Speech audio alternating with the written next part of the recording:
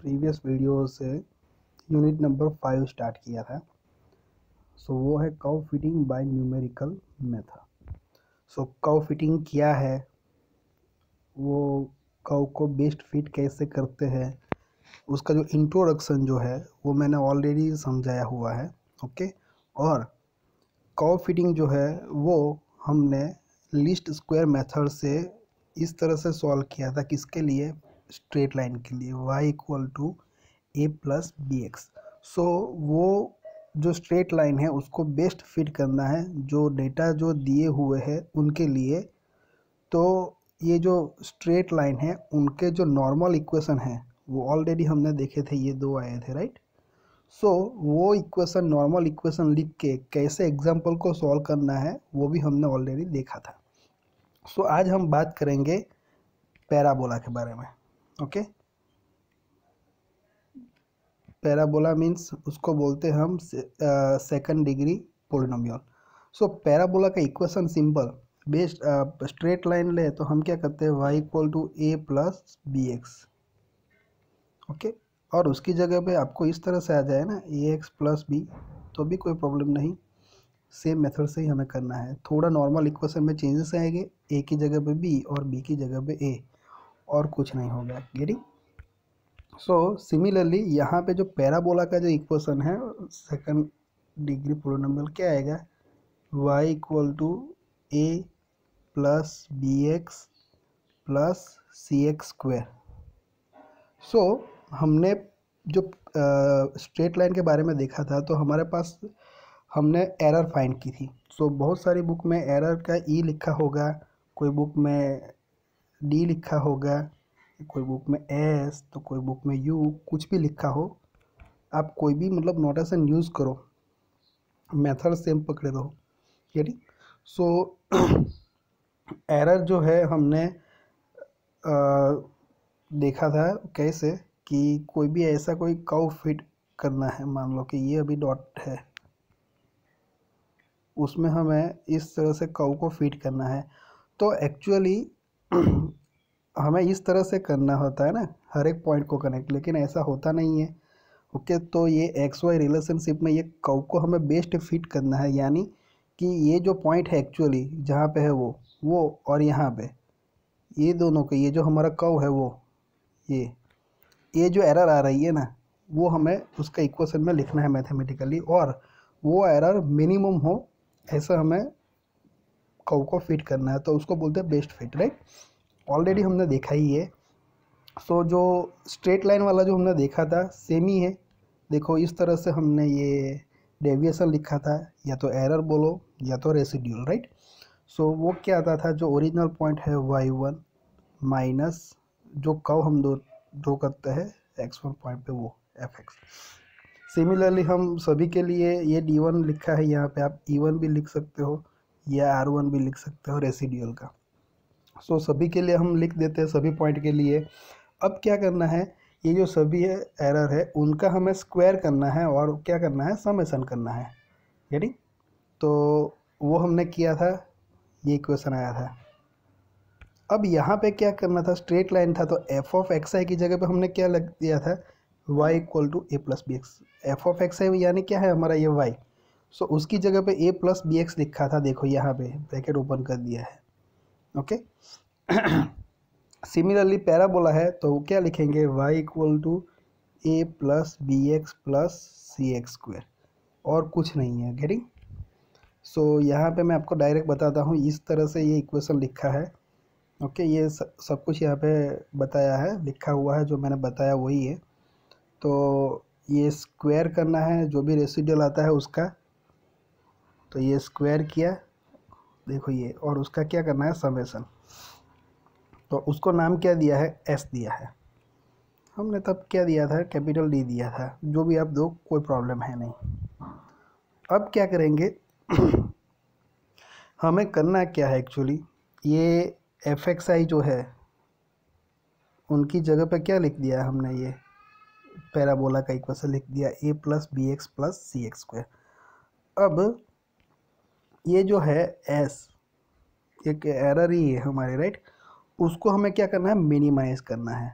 Simple. तो क्या करना होगा, यहाँ पे कांस्टेंट कौन कौन से है, ए है, बी है एंड सी है। उनकी वैल्यू हमें पता नहीं है, तो उनके रिस्पेक्ट में पार्शियली डिफ्रेंशिएट करना है और उसको जीरो लिखना है, इक्वेट टू जीरो करना है। मतलब ये एस है, उसको पार्शियली डिफ्रेंशिएट करना है with respect to A equal to zero. Then del S by del B equal to zero. So straight line थी तो वहाँ पे दो ही कांस्टेंट थे ए एंड बी, तो हमने ये दो इक्वेशन लिखे थे। अभी ये पैराबोला है तो तीन आएंगे। सो नॉर्मल इक्वेशन यहाँ पे कितने आएंगे, 3 total. So del S by del C क्या आ जाएगा, जीरो। सो ये हमें करना है। सो ये डायरेक्टली यहाँ पे नॉर्मल इक्वेशन लिख दिया है, आपको मैं बाद में बताता हूँ। इस तरह से आपको सॉल्व करना रहेगा। और ये जो है सॉल्यूशन जो है थियोरी में GTU एग्ज़ाम में आई हुई है एक बार। सो ये पैराबोला का इक्वेशन है, हमने ये आर रेसिडुअल लिखा है, मतलब जो भी हमारा डिज़ायर जो पॉइंट है वो माइनस जो कर्व पे जो पॉइंट आता है वो एफ एक्स आई। तो एफ एक्स आई की जगह पे पैराबोला है तो उसका पैराबोला का इक्वेशन लिख दिया। सो ये सभी पॉइंट के लिए बात कर रहे हैं ना। सो एन नंबर ऑफ पॉइंट, तो हमने यहाँ पे क्या लिखा है, वाई आई, और यहाँ पे जो वेरिएबल है डिपेंडेंट एंड इंडिपेंडेंट वहाँ पे आई सफिक्स में लिखा है। और आई क्या है, from 1 to N number of data के लिए है। ओके, सो कंफ्यूज मत होना। और इनको हमें क्या करना है, स्क्वायर करना है और समेसन करना है। गेटिंग? तो ये आ गया। और यहाँ पे मैंने क्या किया, ब्रैकेट ओपन कर दिया था, सभी में ये माइनस प्लस है तो माइनस हो जाएगा, और कुछ नहीं किया, उसको नाम दे दिया है एस।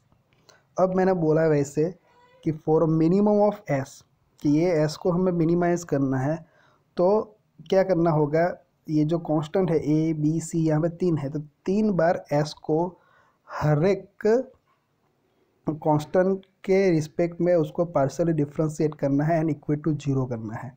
सो हमें नॉर्मल इक्वेशन मिलेंगे वहाँ पे। तो पहले क्या करेंगे, del S by del a equal to zero. So del S by del a कैसे लिखेंगे हम, ये समेसन की साइन तो है लिखी, इनका डेरिवेटिव करना है, तो ये 2 है वो आगे चला जाएगा, तो यहाँ पे 2 लिखा है, ब्रैकेट में ये पूरा सेम ही आ जाएगा। हम लिखते हैं ना एक्स स्क्वायर होता है तो क्या लिखते हैं 2x, वैसे ही है, x की जगह पे ये पूरा ब्रैकेट है, तो ये आ गया 2 इंटू ये पूरा ब्रैकेट आ गया इंटू, अभी ए के रिस्पेक्ट में कर रहे हैं तो बाकी के जो है ये टर्म तो जीरो हो जाएगी, ये टर्म भी जीरो हो जाएगी। ओके, ये टर्म भी जीरो हो जाएगी, तो ए वाली कौन सी है, माइनस ए है। गेटिंग? तो यहाँ पे क्या आएगा आंसर, उसका -1 आएगा। उसका ए के रिस्पेक्ट में माइनस ए का ए के रिस्पेक्ट में डेरिवेटिव करोगे तो क्या आएगा, -1। तो यहाँ पे -1 मल्टीप्लाई किया है। अब ये -1 इंटू 2 -2 और इक्वल के राइट साइड जाएगा तो जीरो ही हो जाएगा। तो बाकी क्या रहेगा, इतना ही बाकी रहेगा, जो ब्रैकेट है ना, मैं अभी सर्कल कर रहा हूँ, ये इतना ही बाकी रहेगा। अब उनको अलग तरीके से लिखा है, आप यहाँ से भी लिखना चाहते हो तो लिख सकते हो, summation of i from 1 to n y i, सभी को साइन देनी है, राइट। और ये जो सभी माइनस वाली टर्म है तीनों, उनको राइट साइड लेके जाओ तो प्लस हो जाएगी, तो क्या हो जाएगा, इक्वल टू ए है, उसको समेसन क्या आएगा, I equal to 1 to n 1 आएगा, कांस्टेंट है तो, प्लस क्या आ जाएगा, b constant, summation of x i, getting, plus c summation of x i square. So यहाँ पे 1 टू n लिखेंगे। सो ये इक्वेशन आएगा। अब उनको हमें एकदम सिंपल तरीके से डायरेक्टली लिखना है तो हम लिख सकते हैं ना कि और एक कलर ले लेते हैं, ये जो टर्म है उनको हम कैसे लिखेंगे, only I from 1 to n है समेसन, और वाई आई की जगह पे क्या लिख देंगे, वाई, गेटिंग, सिंपल। और ये ए है और ये समेसन ऑफ 1 है, आई फ्रॉम 1 टू n, तो उसकी जगह पे क्या लिखेंगे, स्मॉल n, या तो आप कैपिटल N लिखना चाहते हो तब भी लिख सकते हो, getting, plus b constant summation of x, x i की जगह पे x लिखेंगे, plus c summation of x square, getting.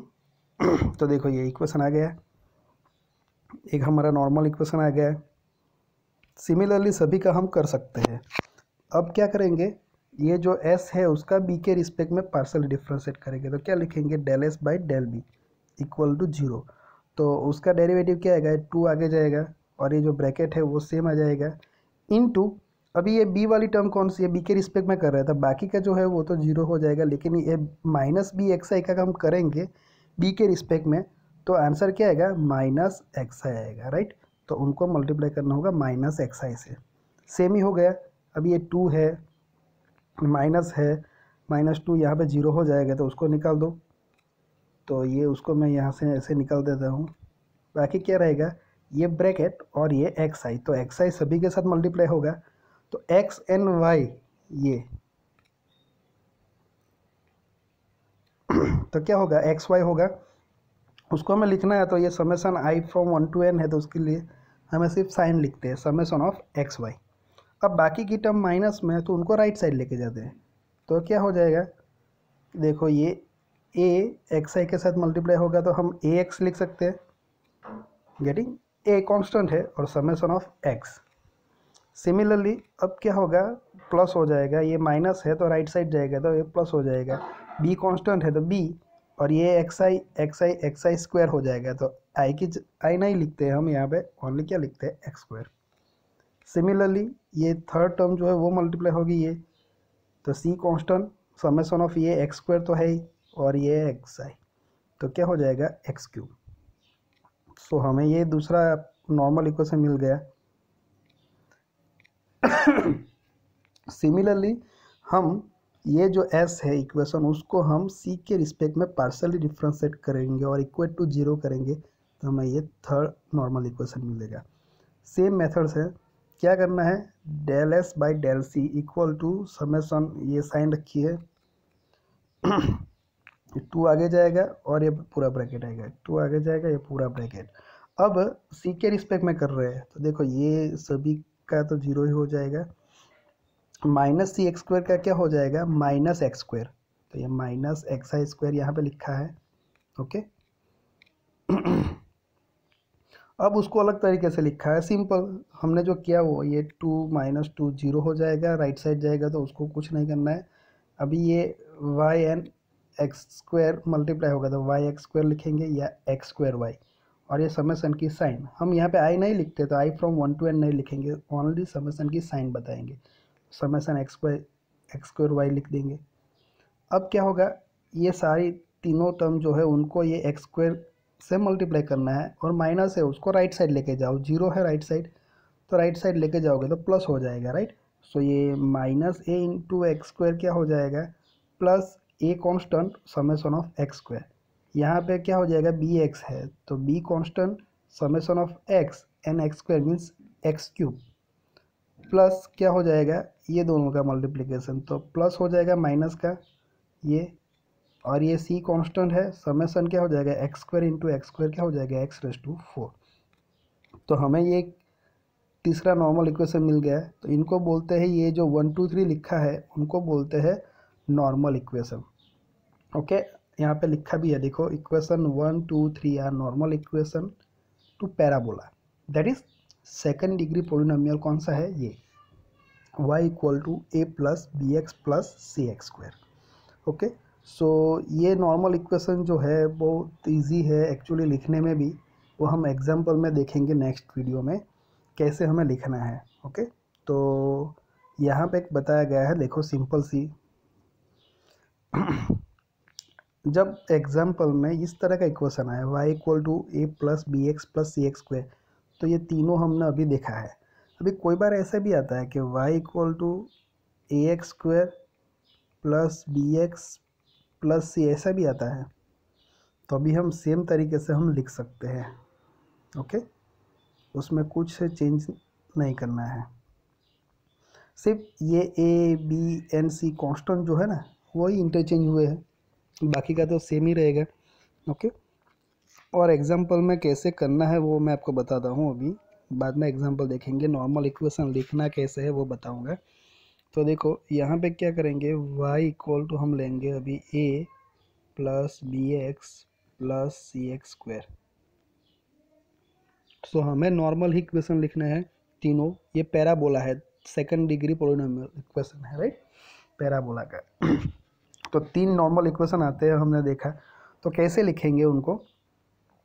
पहले तो समेसन कर देंगे सभी में, summation of y equal to, यहाँ पे एक बात याद रखनी है, ये शॉर्टकट तरीके से याद रखना। तो a कांस्टेंट है और समेसन 1 का होगा i फ्रॉम 1 to n, तो यहाँ पे हम क्या लिख देंगे, n मल्टीप्लाई करेंगे, सिर्फ पहले इक्वेशन में ये होगा, राइट।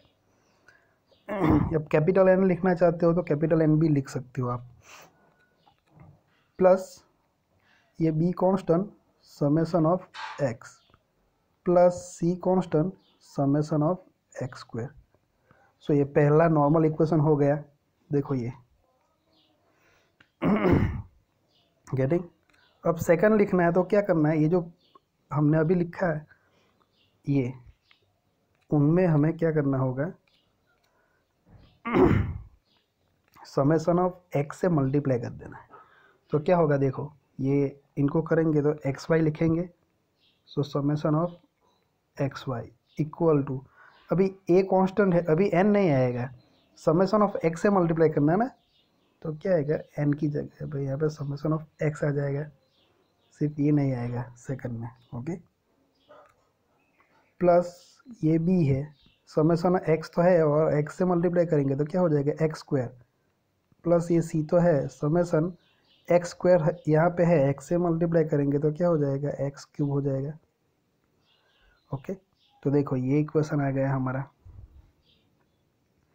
सिमिलरली अब हमें थर्ड लिखना है, तो भी ऐसे ही लिखेंगे, इसको जो भी आया ना लास्ट, उसको समेसन ऑफ x से मल्टीप्लाई कर दो, x से, तो क्या हो जाएगा, समेसन एक्स वाई तो है यहाँ पे, x और मल्टीप्लाई होगा तो क्या हो जाएगा, एक्स स्क्वायर वाई लिखेंगे इक्वल टू, यहाँ पे क्या है, a समेसन x है तो क्या हो जाएगा, एक्स स्क्वायर हो जाएगा, plus b summation of x square तो है तो एक्स क्यूब हो जाएगा, प्लस c समेसन क्या हो जाएगा, x रेस टू 4 हो जाएगा, ओके। तो ये थर्ड आ गया। सो इसी तरह से कोई भी एग्जाम्पल हो, नॉर्मल इक्वेशन लिखना जो है वो बहुत इजी है। Once you return normal equation, then simply just find out the value of each and every summation term, means ये summation of y, summation of x, summation of x square, summation of x cube, summation of x raised to 4, summation of x square y, summation of x y, सभी हम table बनाएंगे, उसमें से find करेंगे बहुत easy तरीके से। और उनको क्या करना है, हमें ये सारे जो तीनों इक्वेशन आए हैं उनमें हमें रख देना है, ओके। ये जो तीनों इक्वेशन आए ना, उसमें हमें ये सभी वैल्यू एंटर करनी है, तीनों इक्वेशन को सॉल्व करना है और क्या फाइंड आउट करना है, ये a b n c की वैल्यू फाइंड आउट करनी है और ये इक्वेशन में रख देना है, तो वो हमारा आंसर आ जाएगा, बेस्ट फिट कब आ जाएगा, सेकंड डिग्री पोलिनोमियल का, राइट। सो ये तीनों इक्वेशन आते हैं, वैल्यू एंटर करते हैं, बाद में हमें कैसे सॉल्व करना है वो हम पे डिपेंड करता है, ऐसा है नहीं 2 इक्वेशन है तो हम डायरेक्टली सॉल्व कर देते, 3 इक्वेशन है तो कोई एक इक्वेशन ऐसा हो जाएगा कि वहाँ से हमें कोई कांस्टेंट मिल जाए तो उसकी वैल्यू दूसरे इक्वेशन में रख के हम फाइंड आउट कर सकते हैं इजीली। लेकिन नहीं आता है ऐसा कोई इजी इक्वेशन, तो आप मैट्रिसेस की जो है